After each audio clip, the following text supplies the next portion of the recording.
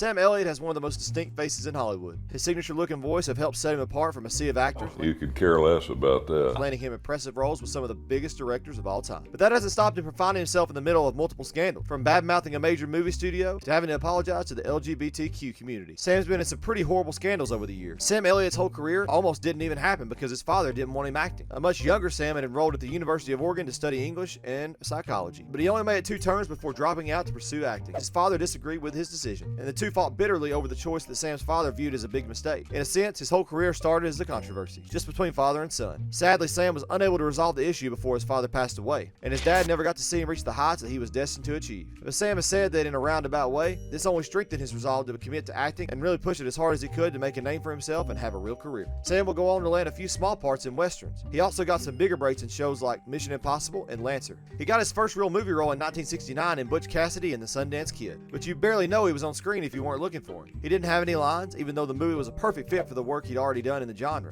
Throughout the 70s and 80s, Sam continued steadily working but was never able to make it big. He was a character actor appearing in TV shows, TV movies, and the occasional big screen production. In 1976, it seemed like Sam was set to have his breakthrough moment, but he almost derailed his career entirely because he decided to run his mouth. Sam got cast as the starring role in Lifeguard, a movie about a Southern California lifeguard who starts reflecting on life after attending a high school reunion. His character realizes that all his peers are going on to bigger and better things with their lives, a feeling that must have been familiar to Sam as he watched other actors become rich and famous while he struggled to pay the bills. The movie performed fine at the box office, which should have been enough to help Sam get the next stage in his career. It was mocked by critics, and Sam seemed to agree. He wasn't happy with the movie's lowbrow marketing. During the promotional press tour, when he was supposed to be helping sell tickets to the movie, he complained bitterly about the studio's decisions. The studio heads at Paramount were understandably upset with Sam's decision to smear them publicly in the press. As a result, he's never worked with Paramount again. They're one of the biggest studios in the world. It's unthinkable that he would burn that bridge so early in his career. Also, studios talk to each other. It's not unreasonable to think that other studios would be afraid to work with Sam after hearing about this. It was definitely not the smartest move, but that wasn't the only trouble that Sam got into around this time.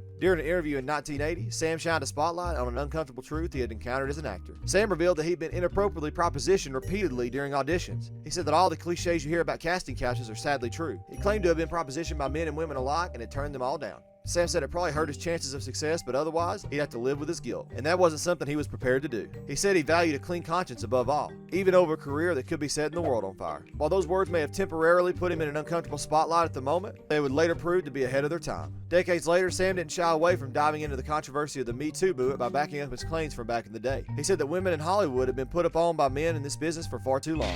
It's good that he was able to stick by what he said decades ago and support the women who needed it. Still, even with those controversies and scandals, Sam managed to carve out a decent career for himself as the years went on. In 1985, he landed a supporting role in Mask, cast alongside legendary Cher. Then in 1989, he starred with Patrick Swayze in Roadhouse, an iconic cult classic. By the 90s, Sam had spent over 2 decades working regularly, but he still wasn't the most recognizable face. It seemed like he'd just be one of those faces without a big name attached to it. However, all of that was about to change. First, he got a solid part in Gettysburg, the critically acclaimed Civil War movie. Then, he appeared with Kurt Russell in Tombstone, a contemporary classic that has since been hailed as one of the greatest Western movies of all time. Sam played Virgil Earp, a famous figure from the Old West. This helped launch him into roles in movies like When We Were Soldiers, Thank You for Smoking, and The Big Lebowski. Oddly enough, The Big Lebowski wasn't exactly a hit when it came out, even though it's beloved by movie fans as one of the Coen brothers' greatest works. Sam wasn't too thrilled about being cast as just another cowboy, at least until he read the script. In fact, Sam had become so successful at this point that the script specifically said that the character had a voice that sounded like Sam Elliott. He pretty much had to take the part at that point. Sam continued in major works like A Star Is Born, The Good Dinosaur, and the Netflix series The Ranch. His latest controversy was about a movie he had nothing to do with, other than being one of the longest running stars in the genre. In March 2022, Sam was on Mark Maron's WTF podcast, and he had some nasty words to say about director Jane Campion's Academy Award-winning Western movie The Power of the Dog. The movie deals with some queer themes, specifically among men, and Sam thought this was historically inaccurate and offensive. He questioned what the director, a woman from New Zealand, knows about being from down south or the American West. His comments had a little more nuance than what was plastered in the headlines, and he still called Jane a brilliant director. He also clarified that his problem was less with any gay themes and more with the fact that cattle driving was a family project and not an all-male endeavor as depicted in the film. Still, his initial criticisms made major waves. Jane fired back and said that Sam isn't a cowboy either.